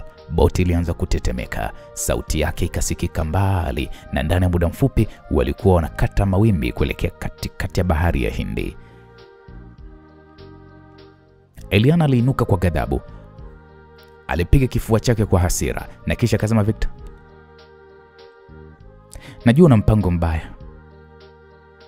Hivi unafikiri kunibeba kwa nguvu na kunipeleka pasipo eleweka kutabadilisha uamuzi wangu? Hapana, wewe ni mnafiki mkubwa Victor. Unafikiri kwamba mimi ni mtoto mdogo wa kutishiwa eh? Victor aligeuka na kisha alimtazama. Sura yake ilikuwa ni ngumu kama jiwe. Hakujibu moja kwa moja. Alitembea kuelekea sehemu aliyokuwa Eliana. Alichukua simu yake mkononi kwa ghafla. Eliana alijaribu kuizuia. Hapana, hiyo simu ni ya kwangu. Lakini kabla hata hajamaliza kuzungumza Eliana, Victor alirusha kwa nguvu baharini. Simu ilitumbukia ndani ya mawimbi na kutoweka mara moja. Eliana aliganda kwa mshangao wa sekunde chache. Macho yake yalipanuka kwa mshangao na kisha hasira ilimzidi maradufu. Victor, wewe ni mnyama. Unajua simu yangu ilikuwa ndo kila kitu kwangu. Unajua kwenye simu hiyo nilikuwa na ushahidi, nilikuwa na mawasiliano yangu, kazi yangu yote. Umeniharibia kila kitu Victor, mjinga mmoja wewe. Victor alisimama mbele yake, macho yake yakimwangalia moja kwa moja. Akaambia, simu yako ilikuwa ni kizuizi. Nisingeweza kukaa kimya na kukuacha uendelee kuipeleka serikali kwenye moto. Wewe ni mke wangu Eliana, lakini leo ulijionyesha zaidi kama wewe ni adui wa familia yangu. Sasa kwa kuwa wewe ni adui wa familia yangu, sina budi kuweza kukudhibiti. Kunidhibiti? Kwa kuniteka hivi ndo kunidhibiti? Nani kakuteka? Yaani kwanza mtu anaanzaje kumteka mkewe? Nisikilize Victor, fanya michezo yako lakini tambua kwamba uamuzi wangu ni ule ule. Sirudi nyuma hata iweje. Oh, kumbe basi ndio hivyo. Okay, sawa, ngoja tuone. Victor alirudi kwenye chumba cha kuongozea ile boti ambapo aliongeza spidi mpaka mwisho. Ile boti ikawa inakata mawimbi kwa kasi ya ajabu mno. Eliana alipiga kelele za hasira huku machozi ya ghadhabu yakimtiririka. Victor, nakuchukia.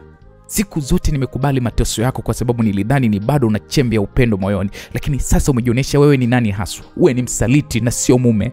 Umeamua kunigeuza mfungwa kwa sababu tu unataka haki isifanyike. Mpuzi wewe, nakwambia hivi utalipa kwa hili. Victor hakutikisika. Alipumua kwa nguvu, akageuka kurudi kwenye usukani wa boti. Alishika steering na kuendelea kusonga mbele baharini. Eliana alibaki nyuma, mikono yake ikitetemeka kwa hasira. Mawimbi yalikuwa yakipiga kuta za boti, upepo ukipeperusha nywele zake, na ndani ya moyo wake moto wa ghadhabu na masikitiko ulizidi kumwaka. Habari ilikuwa ni kubwa na ya giza, lakini vita ya nafsi zao hawa wawili ilikuwa ni kubwa zaidi, ikitishia kabisa mustakabali wa ndoa yao na taifa zima kwa ujumla.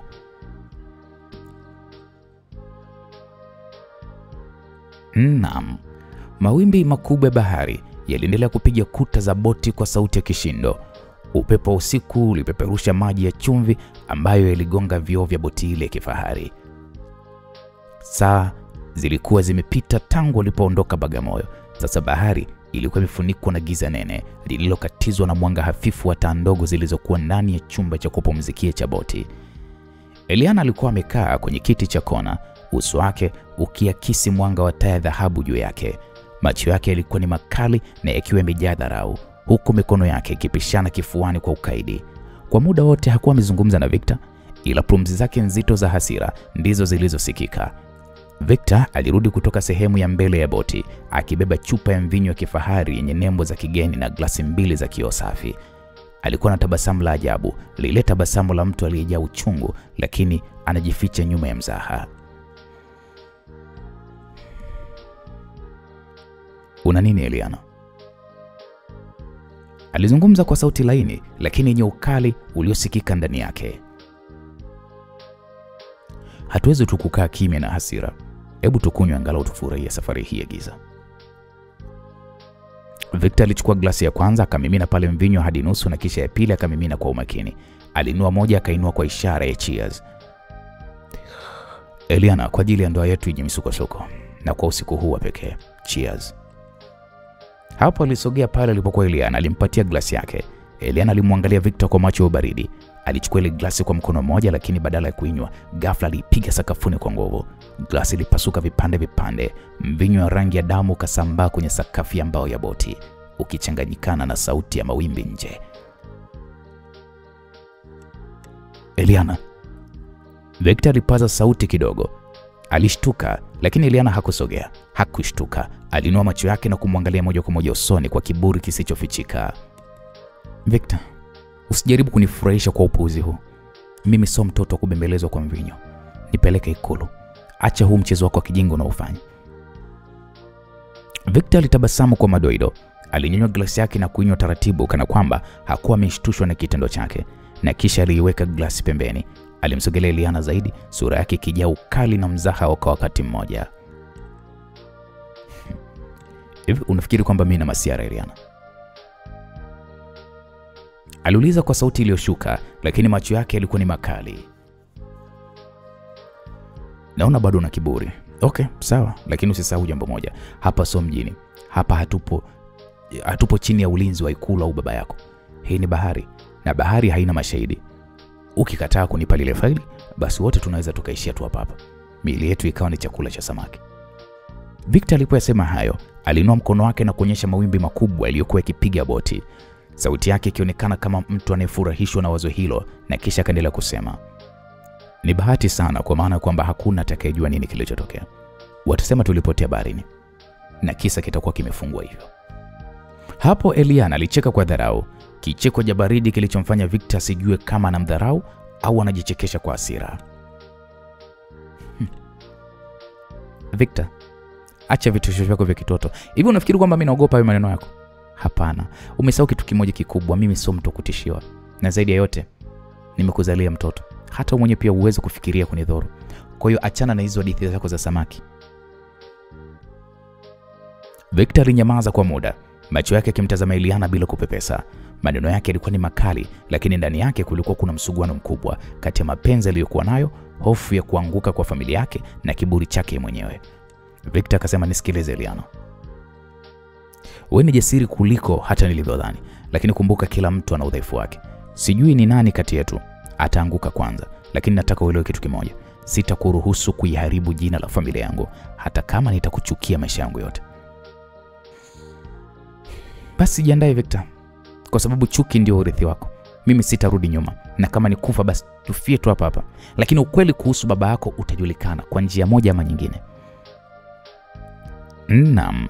Kimya kikubwa kilijaa ndani ya boti, kikikatizwa tu na sauti ya mawimbi makubwa nje. Waliketi pale wakitazamana kana kwamba kila mmoja alikuwa anajaribu kuvunja nguvu ya mwenzake kwa macho. Baada ya dakika kadhaa, Victor alisimama katikati ya chumba kile kidogo, uso wake ukiwaka kwa hasira, mishipa ya shingo ikijitokeza kana kwamba angepasuka kwa ghadhabu. Mikono yake miwili ilikuwa imekaza sana mpaka vidole vikawa vina rangi ya kijivu. Alimwangalia Eliana kwa macho mekundu yenye hasira na huzuni iliyochanganyikana, na kisha sauti yake ikavuma kwa ukali. Nisikilize Eliana. Nimesema mara moja na nasema tena.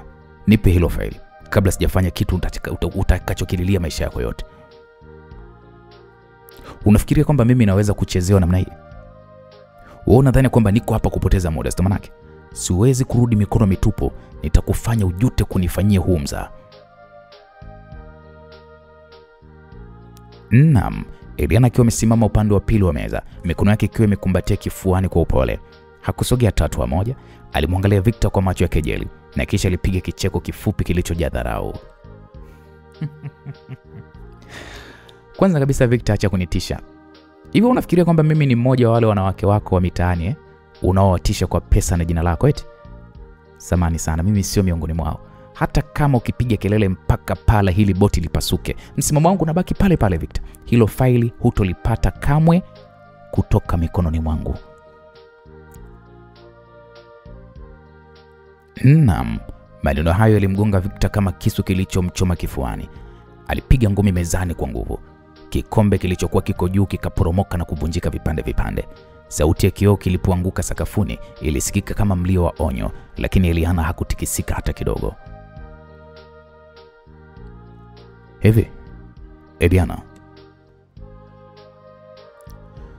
unafikiria kwamba mimi naongea masiara, si ndio? Nitavunja kila kitu unachokipenda. Eliana, nikianza na heshima yako, nikimalizia na wale unaowadhani kwamba wanakulinda. Siogopi chochote, simogopi yoyote. Hata kama ni rais mwenyewe, nitampasua mbele za watu. Nipe faili sasa hivi kabla sijachukua hatua. Eliana alisogea kidogo. Aliinama na kisha akakusanya kipande kimoja cha kioo kilichokuwa kimevunjika sakafuni. Akainua juu, akakitazama kwa mwangaza wa taa na kisha akamtazama Victor huku akitabasamu kwa dhiaka.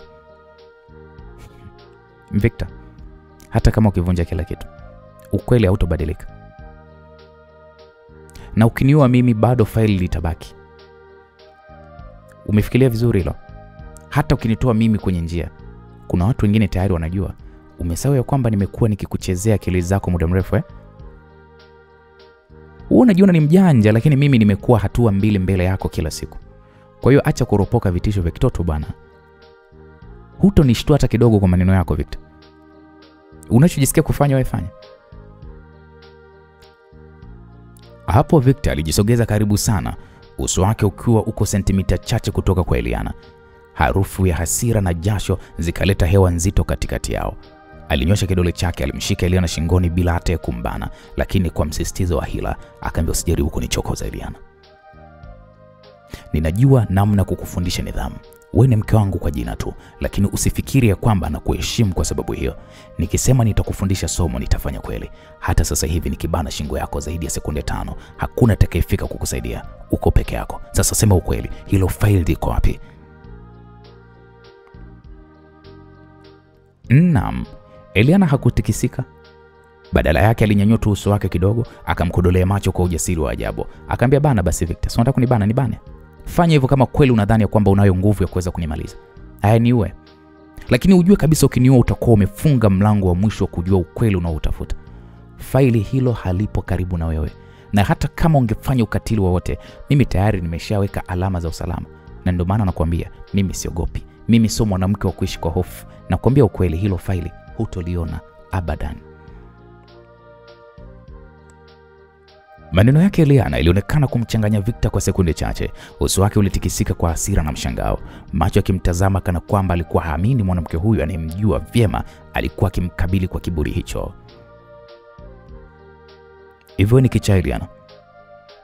Wewe unachezea moto na moto huu utakuchoma. Nitakuharibia kila kitu na kila mtu atakuchukia. Nitaeneza habari zako za uongo, nitakuvua heshima yote. Alafu utabaki na nini? Hakuna mwanaume atakayetaka mwanamke aliyechafuka jina kama la kwako. Victor, usidhani heshima yangu inatokana na maneno yako. Heshima yangu iko ndani yangu, sio kwenye midomo ya watu. Wakitaka kuniangalia vibaya waangalie, wakitaka kuamini uongo wako waamini. Mimi bado nitabaki imara. Na kuhusu moto, moto wa kweli sio huu unaonitisha nao. Moto wa kweli ni ule wa haki ambao unakuja kukumeza wewe mwenyewe. Hilo faili ni ufunguo wa moto huo, na hutolipata kamwe. Naam, ukuta wa chumba cha boti ulikuwa uko kimya kwa muda. Hewa ikawa ni nzito kana kwamba inabana pumzi za wote wawili. Victor alionekana kuchemka kwa hasira. Akawa anatembea huku na kule kama simba aliyenaswa. Alipiga teke kiti kilichokuwa karibu, kikaporomoka pembeni na kisha kakiuka ghafla. Alimwangalia Eliana tena, macho yake yakitoa mwanga wa ukatili. Okay. Basi sawa. Umechagua njia ngumu. Umesema hutonipatia faili kwa hiari. Sasa basi mimi mwenyewe nitakupokonya. Ukinona na kwenda mbali, ujue sina hofu. Nitakuchukua kila hatua mpaka nitakapoliona. Umefungua mlango wa vita Eliana. Naamini utanijua mimi si mtu wa kushindwa. Naam. Eliana alisimama pale pale, macho yake yakiangaza kwa uthabiti. Sauti yake ikatoka kwa upole lakini msimamo usiobadilika. Okay. Piga hiyo hatua Victor. Vita ulioitangaza mimi tayari niko mstari wa mbele. Ujue jambo moja tu, siogopi na wala sitarudi nyuma. Naam. Maneno hayo yalining'inia hewani kama radi. Wawili hawa walitazamana bila kupepesa macho, kana kwamba walikuwa wanapima nguvu za nafsi zao. Ni kama muda ulisimama. Kimya kirefu kilitanda chumba kizima. Victor alibaki akihema kwa hasira. Eliana alisimama kama jabali lisiloyumbishwa. Usiku ulizidi kuingia na giza la bahari lilifunika kila kitu, lakini giza la mioyo yao lilikuwa ni kubwa zaidi, likiashiria mapambano ambayo bado hayakufikia kilele chake. Baada ya masaa kadhaa kupita, ndani ya boti mwangaza wa taa za chumba cha nahodha ulitengeneza kivuli chembamba cha Victor aliyekuwa amekaa kwenye kiti cha kochi dogo upande wa kushoto. Mikono yake ilikuwa imekunjwa kifuani, macho yake yakitazama mstari wa mashua uliojaa taa ndogo zilizong'aa kama nyota baharini. Kichwa chake kilikuwa kimejaa mawazo mazito. Lile faili lilikuwa ni kitovu cha kila kitu: familia yake, hadhi ya baba yake kama waziri mkuu na mustakabali wake yeye mwenyewe. Alijua fika ya kuwa Eliana si mtu wa kubembelezwa, lakini moyoni alibaki akijiuliza ni mbinu gani itakayomfanya badilike. Victor alipoendelea kutafakari, mlango wa chumba ulifunguliwa kwa kishindo. Eliana aliingia akitembea kwa maringo, sura yake ikiwa ina kiburi cha asili. Alisimama katikati ya chumba huku mikono yake ikiwa iko kiunoni. Victor, mimi nasikia njaa. Sijala chochote tangu uliponiteka. Kwa naomba nirudishe nyumbani Ikulu. Victor aligeuza shingo yake taratibu, alimtazama kwa macho ya dharau ya kificho. Kwa sekunde chache kusema kitu, akicheza tu na midomo yake kama mtu anayepima maneno ya kutamka. Na hatimaye Victor alitoa tabasamu dogo la kuchekesha, lakini lililokuwa lina kejeli. Eliana, hata kama unanichukia kwa roho yako yote, bado mimi ni mume wako. Sitaki ufe kwa njaa. Nenda jikoni huko nyuma. Kuna kila kitu. Tazama kama kuna chakula kilichokuwa tayari ule. Eliana alikunja uso lakini akaamua kutii kwa muda. Aligeuka na kutokomea kuelekea upande wa nyuma wa boti ambapo jiko dogo la kifahari lilikuwa hapo. Huku alikuta friji kubwa limejaa vyakula vibichi, samaki waliogandishwa, nyama, mboga na matunda, lakini hapakuwa na chakula chochote kilichopikwa tayari. Vyombo vilikuwa viko safi, vikining'inia kwenye mashikio yake, na harufu ya dawa za kusafisha hewa ilikuwa ndiyo hewa pekee iliyomkaribisha. Alifungua friji mara ya pili, macho yake yalikodoka kwa hasira. Yaani kweli hakuna hata kitu cha kuliwa hata kimoja. Hii ni boti ya kifahari au ni boti ya kimaskini? Alijilalamikia hivyo Eliana, huku akipiga mlango wa friji kwa hasira. Alitoka huku akitembea kwa nguvu. Alimkuta Victor bado amekaa kwenye chumba cha nahodha, uso wake ukitulia kana kwamba alijua tayari majibu atakayoweza kuyapata. Victor, jikoni hakuna chakula kilichoiva. Ni vitu vya kupikwa tu ndio vilivyopo kule. Eliana alisema kwa dharau, macho yake kimwangalia Victor kwa chuki. Victor alinyanyua mkono wake kwa utulivu, alibaki akimtazama kwa macho ukali yaliyokuwa na kejeli ndani yake. Basi sawa mama mtoto wangu, jiko liko wazi, nenda upike. Kama huwezi basi tukaa kimya. Mimi nitajua namna ya kuishi mimi mwenyewe. Yeye unataka kuniambia mimi nipike? Victor, kweli unajua unachokisema? Hivi unawezaje kuchukua boti bila wafanyakazi? Hakuna mpishi, alafu leo unakuja unaniambia kwamba eti mimi binti wa rais niingie jikoni? Huu ni mzaa wa dharau ama ni nini? Victor alicheka kicheko cha ndani kilichojaa mzaha. Alinua glasi ya maji aliyokuwa nayo, akanywa na kisha akaweka pale mezani ile glasi huku akitabasamu kwa dharau. Eliana, hebu acha kujiona wewe ni malaika wa ikulu. Hapa hatupo chini ya ulinzi wa baba yako. Hatupo kwenye meza za dhahabu wala hoteli za kifahari. Hapa tuko baharini na sisi wawili tu ndio tumebaki. Hii sio ikulu. Hii ni ndoa yetu ya kweli. Kama una njaa jiko liko wazi. Ukikataa njaa itakulisha wewe mwenyewe. Alafu kwanza, si wewe ambao umetoka kusema ya kwamba muda mfupi uliopita ya kwamba unazijua shida za raia wanaoishi katika hali ya tabu? Ina maana kwamba hujajifunza kupika kutoka kwao? Victor, naomba nirudishe nyumbani.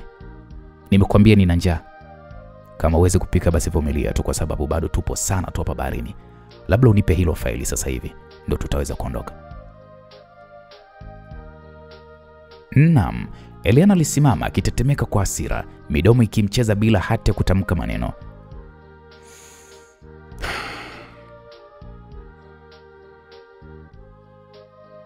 Hatimaye Eliana alijigeuza kwa ukali na kuanza kuzunguka kwenye kile chumba kana kwamba anatafuta maneno ya kumponda Victor. Hivi Victor, wewe ni mwanaume wa aina gani? Badala ya kunitunza unataka kunifanya mimi mtumwa? Hii sio ndoa, huu ni unyama. Mimi nitakula nini sasa? Victor alijigemeza nyuma kwenye kiti chake, mikono yake ikijikunja kifuani, na kisha akamwangalia moja kwa moja machoni, akamwambia hii ni ndoa ya kweli. Eliana, ndoa sio sherehe za kila siku. Ndoa sio kupigwa tu picha mitandaoni au kusifiwa kwa mavazi ya kifahari. Ndoa ni maisha. Ndoa ni njaa, ndoa ni matatizo, na ndoa ni mapambano. Kwa kama uwezi kuishi bila wafanyakazi na mpishi, basi ulipotea tangu mwanzo. Leo nakuonyesha ukweli, na kwa kuwa hutaki kutoa hilo faili, basi tuendelee tu kukaa hapa, kuna shida. Nilikwambia miili yetu itakuwa ni chakula cha samaki. Sasa huu ni mwanzo tu, na kama unahisi ninakutania, endelea kuwa na kiburi. Endelea kushikilia hilo faili, sawa mama? Naam, kimya kikali kilitawala kwa dakika moja. Upepo ulivuma nje, maji yakibisha kuta za boti kwa nguvu, kana kwamba bahari yenyewe ilikuwa ikishuhudia majibizano yao.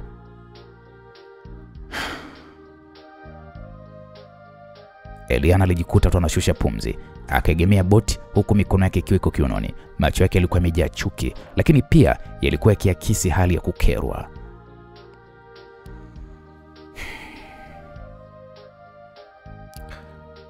Okay. Victor, acha nisubiri, nitaona mwisho wa huu mchezo wako. Lakini usifikirie kwamba naweza nikaliachia faili kwa maneno ya kejeli. Hata kama itanibidi nikae njaa usiku kucha, hilo faili siwezi kukupa, na sitakupa kamwe. Victor alimtazama kwa muda mrefu Eliana, na kisha alicheka tena, sauti yake ikiwa ni ya utani lakini pia yenye maumivu ndani yake. Okay, sawa. Basi weka njaa, lakini kumbuka kitu kimoja. Siku moja utakuja tukuomba, na wakati huo nitakuwa mimi nimeamua kama bado ninataka kukusikia. Naam, kwa muda walibaki wanaangaliana kwa hasira. Bahari iliendelea kusonga mbele na usiku ulizidi kuzama.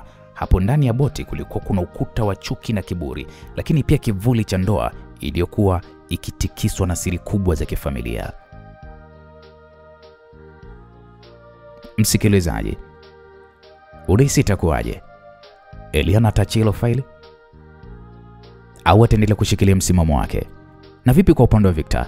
Ataendelea kushikilia msimamo wake ya kwamba mpaka watakapoweza kufa huko baharini, watakapokuwa chakula cha samaki, lakini hataweza kumrudisha Eliana ikulu mpaka faili lipate? Mwisho wake itakuwaje unadhani? Bwana, usikose katika sehemu inayofuata, itakuwa ni sehemu ya 31 tupate kujua mbilinge la Sweet Love, mzigo ukiwa unaelekea ukingoni sasa. Mimi naitwa Uncle J na hii ni Uncle J Simulizi. Asante kwa timu yako. Kwa heri kwa sasa, tukutane sehemu ya 31. Bye bye.